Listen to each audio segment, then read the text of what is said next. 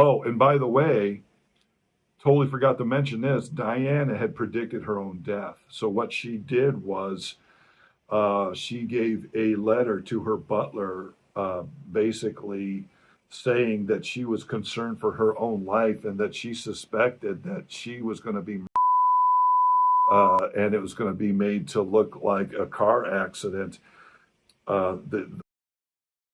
Yeah, so Jaden, you and I were talking about this the other day, how the media has been making the Queen Elizabeth look like a saint.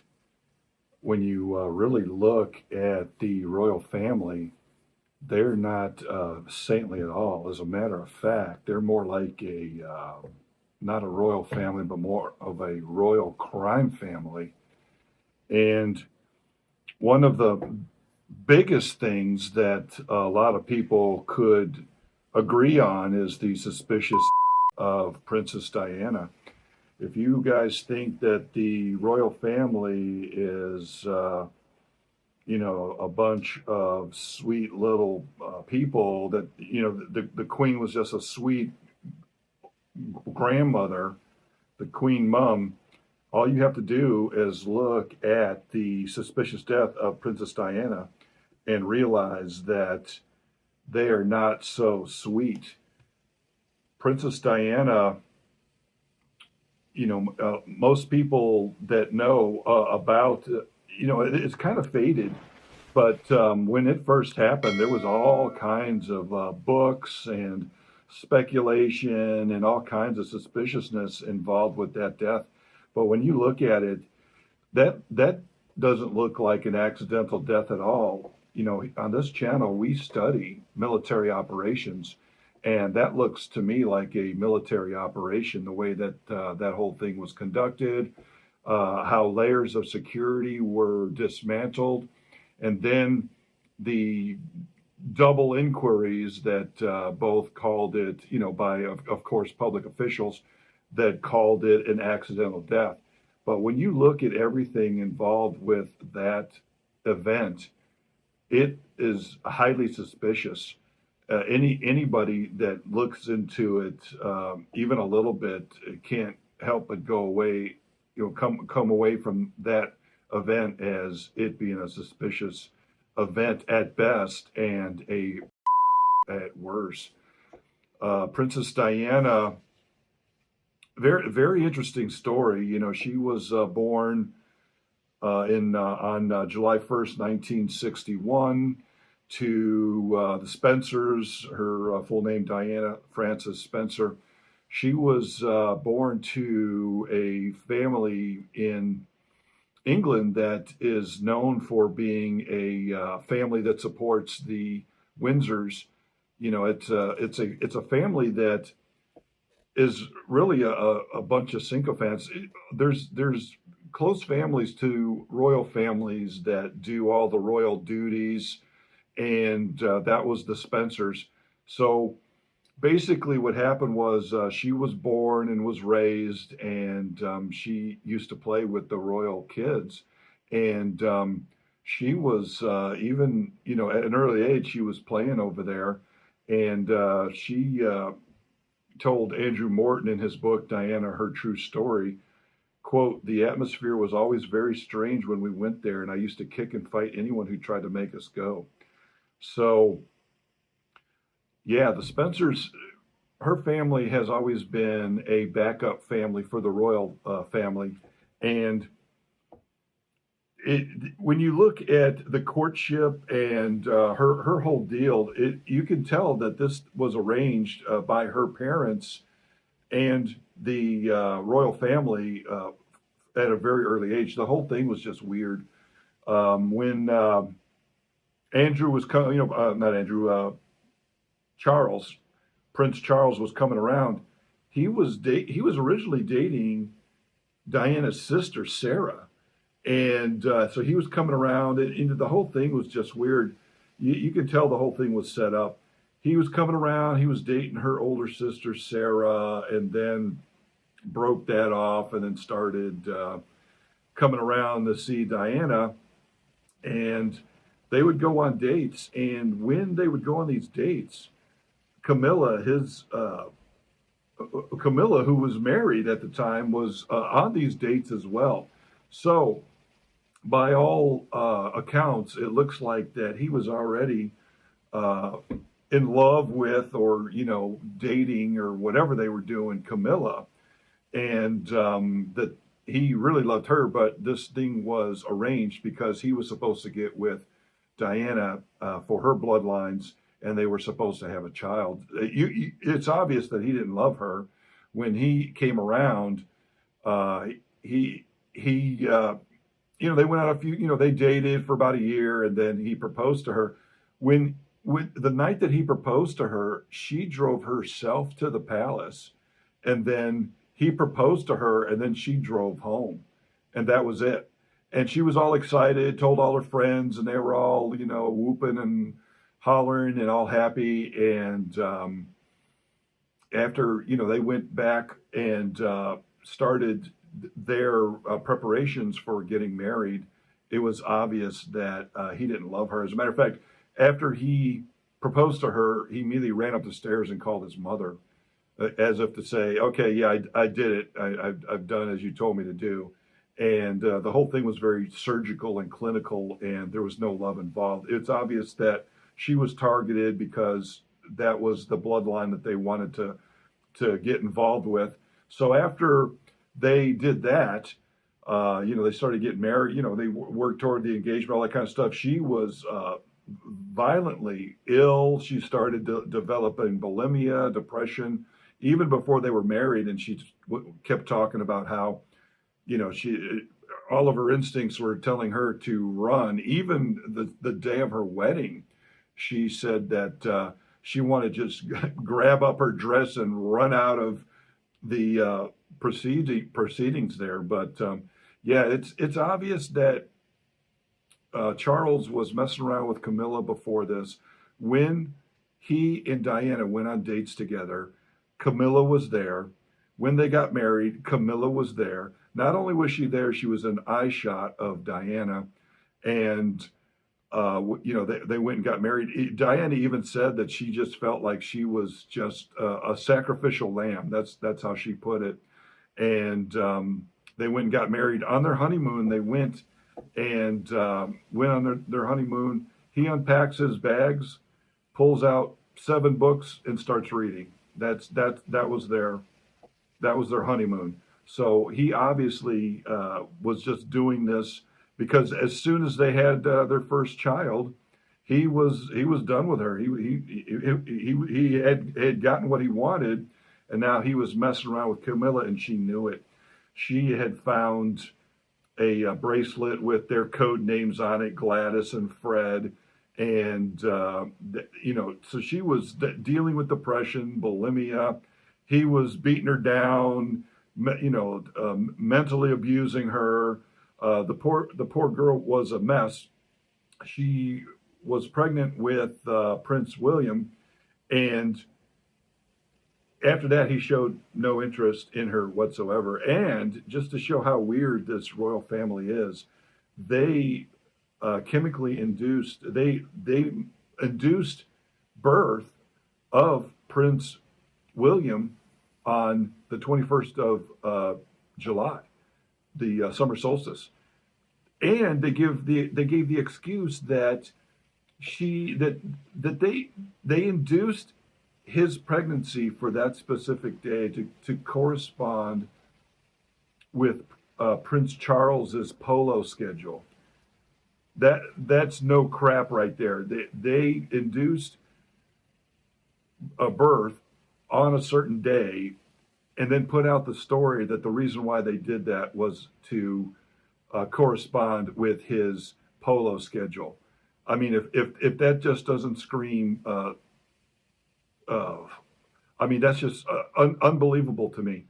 So the poor Diana, as we look into the past, and see this whole poor situation that this poor woman was put in, it was obvious that she was targeted young.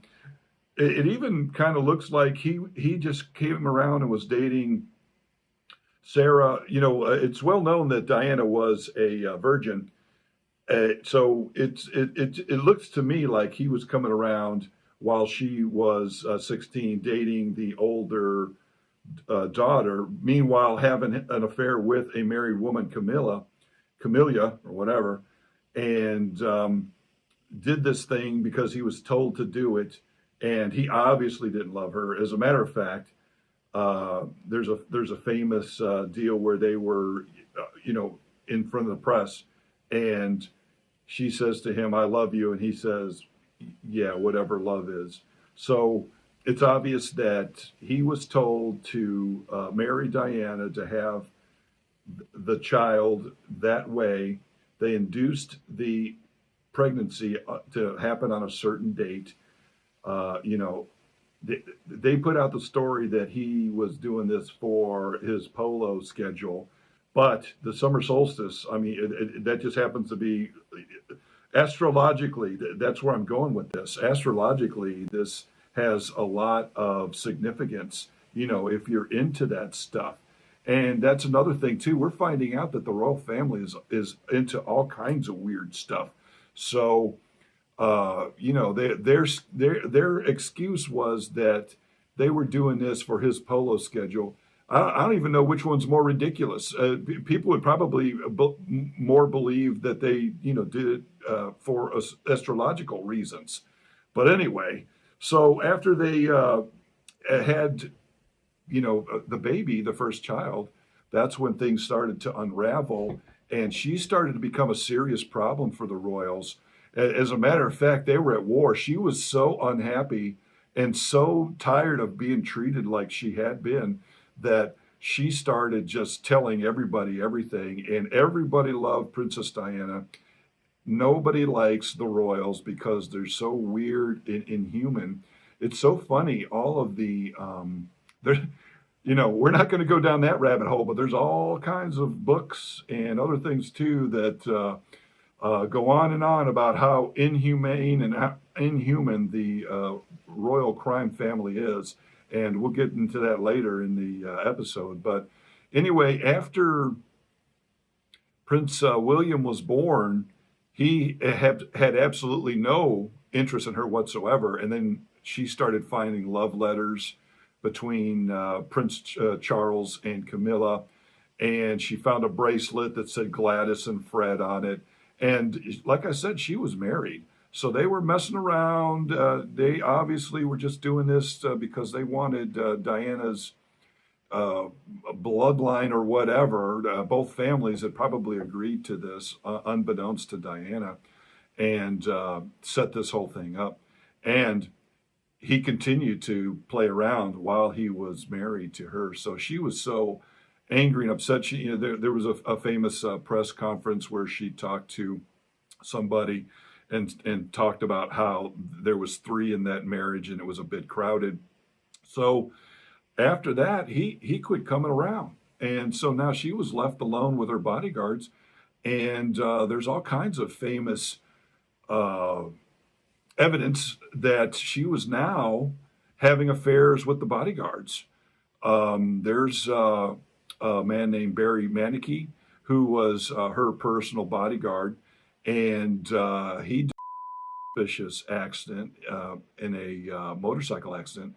And so she started having these affairs, and she went on press and told everybody about how he was the love of her life, and everybody sympathized with her. Nobody was like, oh, I can't believe it. Everybody saw what was going on, and everybody loved her and despised the royal family. So she was winning that war. So when you look at her suspicious, you got to look at the motive. You got to look at the situation, who benefits the most. She was causing big problems for them. She potentially maybe even dismantling the royal family, which I suspect is going to happen. I think Prince Charles is so aloof and out of touch with the rest of the world and the rest of his subjects that I suspect that, and especially when you look at a lot of his weird ties that he has with some people, which we'll get into later in this episode. It looks, I suspect that the Queen was protecting him. And now that she's gone, his protection might be gone. As a matter of fact, I was looking at a article today that was talking about how King Charles would probably not rule very long, and that they would be putting William up there quickly. I already what I'm getting at is this: already the articles are starting talking about how Prince King Charles now is going to have to step down, and Prince William, which would be King William, will step in and be the new monarch. And they're probably going to have to do that because he's kind of still a piece of Diana. So they're already talking about him stepping down. And when you look at the weird connections with Prince Andrew and King Williams, and some very, very bad characters, Prince Andrew with Epstein Island, and King William, Charles, not. I can't even get their names all together. Just the whole royal family thing just annoys me as an American. I just don't get it. The royal family is they're,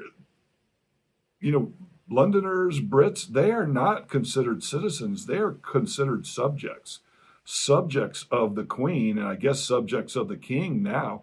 They're not considered citizens like Americans. So, this whole thing is bizarre to me and Americans because we're just used to, more freedom and not being considered subjects. We're considered to have rights and considered to be citizens, people, where they are subjects, sub to the royal family. So I can't even keep their names straight. The whole thing just irritates me, and how the media treats them with kid gloves. So then after Diana and them went to war, she was winning, and it was just unbelievable what was going on. So then after that, Barry Manicky ended up, like I said earlier, he was decapitated on a motorcycle accident, and that thing was suspicious. And the way Diana found out about that, and like I said later, she admitted that was the love of her life. After that went down, the way she found out that he died was Prince Charles told her. She was just about to step out of their car into the press, right into the paparazzi, and he goes, "Oh, by the way, your buddy Barry Manicky died," and then he basically shoved her out the door, and and she's like, "What?" And so that's the type of mental abuse that was going on with these guys. Anybody that so we'll get into the actual event of her and all that kind of stuff. And we'll talk about the men in her life and how a lot of them, at least two of them died under suspicious circumstances. So anyway, we'll get back into the Princess Diana's death. So after Diana put her press release out and talked about how he was cheating on her, and then she started looking for love elsewhere, the Queen was finally like, "Okay, you got to go get a divorce." So they divorced, and she was within a year of that. And that did a bunch of things. That got rid of a big problem for the royal family. She was a major, major problem for them. A huge media blight on them. And when she died, that now cleared Charles to be able to marry Camilla, who we just saw, at his coronation or whatever. They're married now. So after they got the divorce, she started, dating. She was already dating guys, even though they were married. She dated two other guys, a guy named James Hewitt, and who also was a bodyguard, and then James Gilby, who is the heir to the Gilby gin fortune. And Gilby has come out publicly and said that he was threatened, that he got a call out of nowhere and said, you need to stop dating, doing whatever you're doing with Diana, or you're going to end up like Barry Manicky. So we've got a situation where the poor girl was unhappy, was trying to find love elsewhere, and now all of her lovers are being warned off. So after the divorce, she famously started dating Dodi Fayed, the son to Mohammed Fayed, the owner of Harrods, a big swanky store in London, and they started dating. And after the way it looks is, it looks like she was dating him, was now pregnant, and within very soon of that, they were both. Now, when you look at the actual way that they died, that's very suspicious. It looks like a military operation. Basically, what happened was they went to Paris, and there was a lot of rumors that a engagement was going to be announced. I think he even like went to a jewelry store, picked up a ring, all this kind of stuff. She gave him her father's cufflinks, which she had said was her prized possession. So there was a lot of rumors going around that they were going to announce the big engagement. And of course, this was going to be very problematic for the royal family for a lot of reasons. She was going to now be out of their clutches. They were going to go, start doing their own thing. But if she was pregnant, think about this. If she was pregnant, what was going to happen was she was going to still be the mother of the future king of England, and she was going to have another son or daughter from somebody else, and they might have had a claim to the throne. So, if you know anything about the royals and royal families, they are very freaky about their bloodlines and the succession to the throne and all that kind of stuff.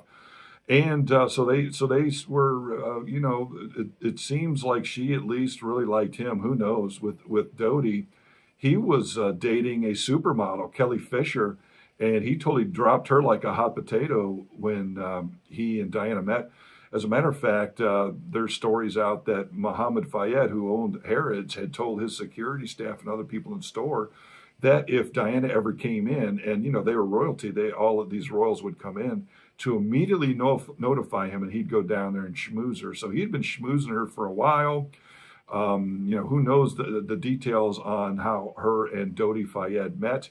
And then after that, they started dating. He dropped Kelly Fisher like a bad habit, and they started dating. They were running around, doing all the things that, the uber rich do, going to Saint Tropez and all this kind of stuff. And there's a famous picture with Diana in a bikini, and she's got a little baby bump going on there. So now we get into the was she pregnant thing.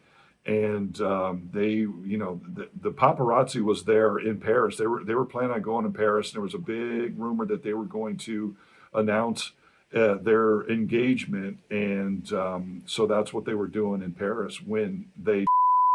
So when you look at now, when you get into the actual accident, it looks very, very suspicious. When they get there, anybody that goes to Paris, they get a special Parisian police detail that all they're tasked to do is watch out, protect famous people like Madonna, the Kardashians, anybody like that gets this special detail. And they even asked, whoever was taking care of their trip to Paris 3 or 4 times, whether they were going to need the security detail, and they were turned down all 3 times.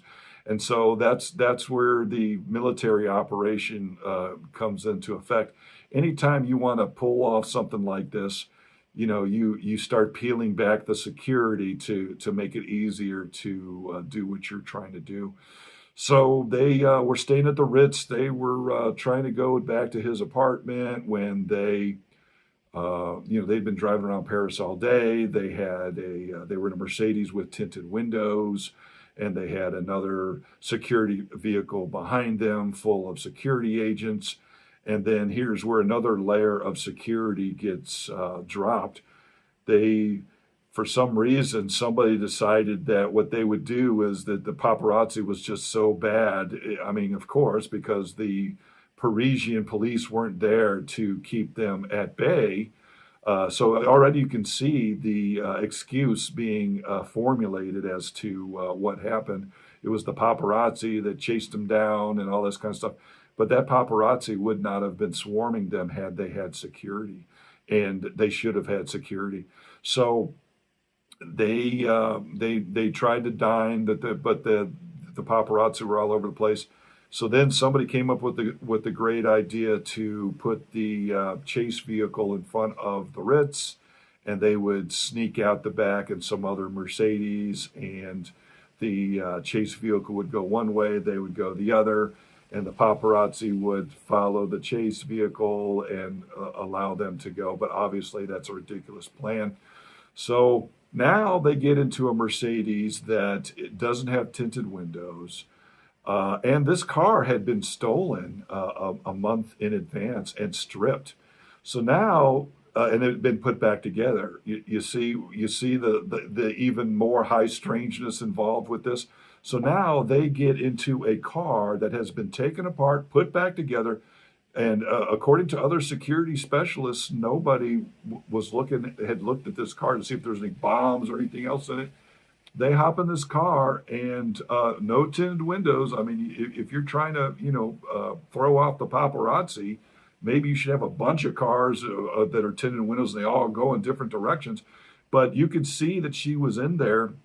And so they take off. Of course, the paparazzi had been tipped off and started following them. And they started going not toward Dodi Fayed's apartment like they were saying they were going to, but in a different direction. Now, the driver of that car, Paul Henry, was head of Ritz security, but it has been known now, and there's been multiple very good books about this, and I'll give the titles to those books here in a second. He was a paid informant for the French DST, which is their intelligence agency, and also for MI6, the British CIA, basically, that does dirty deeds done dirt cheap there in other countries. So now the driver of their car is in a car that doesn't have tinted windows, that was taken apart and put back together just a month or so before this, and then they just start heading down, hauling ass down the street. And here's where things get even stranger. They go into the Point Dalma tunnel, and they hit one of the pillars in there. And there were 17 cameras in the tunnel there. All of them were switched off at the time. So suddenly, the police are in control of that. All 17 cameras were suddenly switched off. So there's no video as to what went on in that tunnel. While you're in a tunnel, by the way, you can't see. There's no helicopters or anybody, from above you could see what's going on. So this is the perfect place to cause some kind of suspicious crash like this. They hit the one of the pillars, and it takes forever for an ambulance to come get her. And then even after they do pick her up, it takes an hour and 45 minutes to get to the hospital, which is right down the road.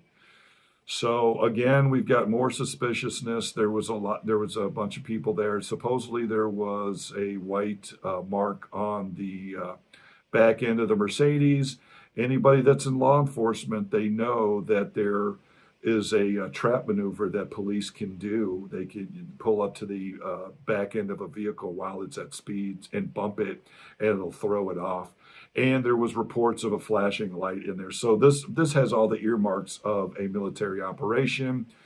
It looks like somebody might have flashed an intense laser into the driver's eyes, which is a thing, by the way, that occurs with pilots.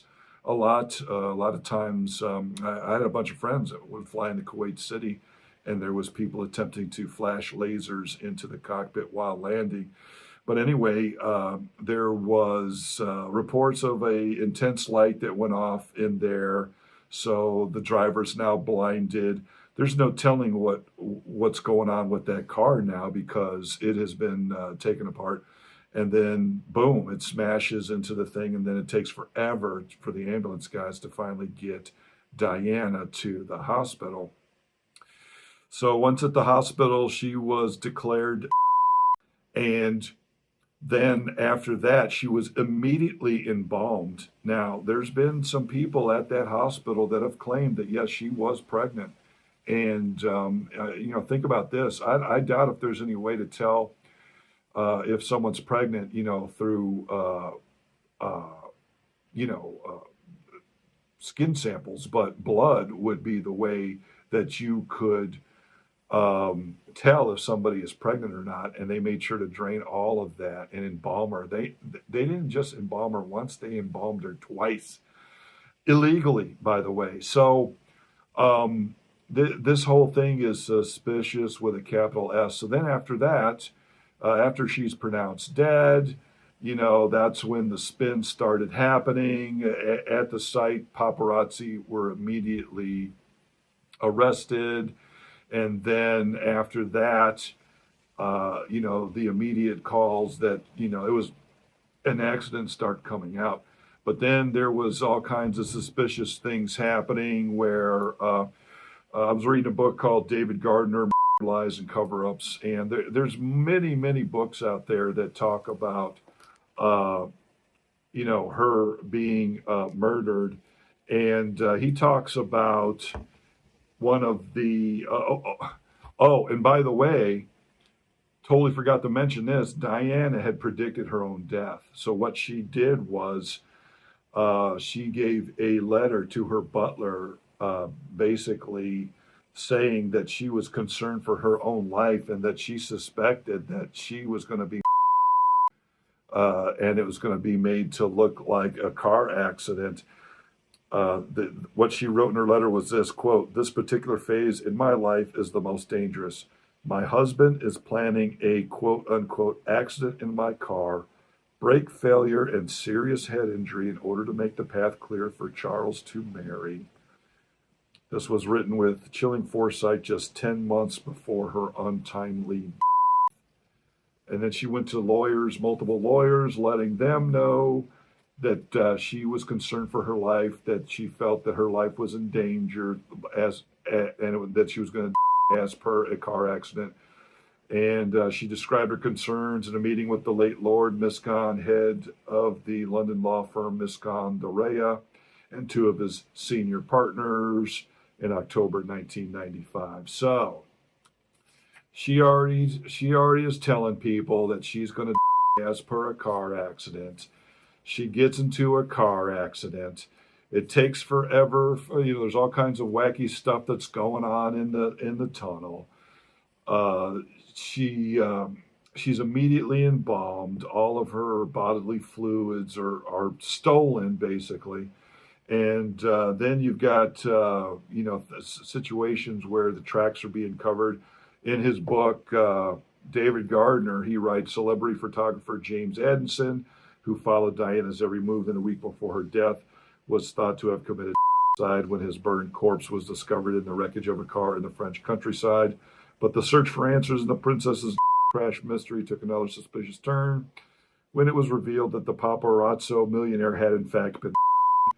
I saw him at close range, and I'm absolutely convinced that he'd been declared Christopher Palat, the fireman who discovered the body. Edson, who boasted for working for the French and British Secret Services, had been in Sardinia, blah, blah, blah, and followed Dodi and Diana, but was nowhere to be seen in the aftermath of the quote-unquote accident, and later claimed he wasn't anywhere near the scene of the tragedy. Okay, so this guy's a celebrity paparazzi that's been following them everywhere. Then suddenly, the night they die, he's not there. And less than 6 hours after the fatal crash, and for reasons that have never been revealed, Edson boarded a flight to Corsica. He came under suspicion after numerous witnesses said they saw a white Fiat Uno speed into the tunnel and bump Diana's Mercedes from behind, causing the crash. Paint and plastic from the Uno were later found in the wreckage, and the car was traced to Edson, so David Gardner claims. He denied any involvement, kept a low profile until his 3 years later in thick woodland near Montpellier in the south of France. There were reports that the 54-year-old's had been. A month later, laptops and cameras were stolen by armed men from the SIPA photo agency representing him. Some sources believe that Addison was killed to prevent him from talking about his role in the conspiracy, or perhaps that he had snapped some photos proving the wreck that was no accident. So here we have the royal family acting like, the Queen Mum was, such a sweet old lady. But when you look at the facts of the matter, it looks as if she was.